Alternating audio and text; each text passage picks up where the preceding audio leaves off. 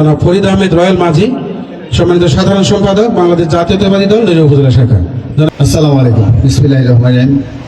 উপস্থিত আজকের এই স্বাধীনতা দিবস উপলক্ষে আয়োজিত অনুষ্ঠানের সম্মানিত সভাপতি, প্রধান অতিথি এবং বিশেষ করে আমাদের যাদের জন্য এই আয়োজন, মুক্তিযোদ্ধা, আমাদের অনেকে যুদ্ধাহত আছেন, অনেকে সুস্থ আছেন, অনেকে বয়োবৃদ্ধ হয়েছেন, সকলের প্রতি আমার সশ্রদ্ধ ভালোবাসা।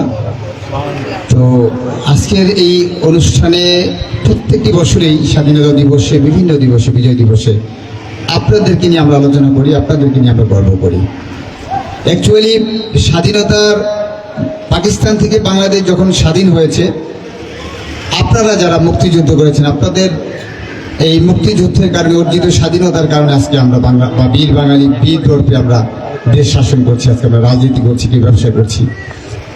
তো সেই সুবাদে মুক্তিযুদ্ধকালীন যেসব নায়করা ছিলেন, বিশেষ করে আমাদের প্রয়াত রাষ্ট্রপতি শহীদ প্রেসিডেন্ট জিয়াউর রহমান, যিনি যুদ্ধের ডাক দিয়েছিলেন এবং যিনি যুদ্ধের ঘোষণা দিয়েছিলেন, বীর মুক্তিযোদ্ধা শহীদ প্রেসিডেন্ট জিয়াউর রহমানকে আমি সশ্রদ্ধ চিত্তে স্মরণ করছি।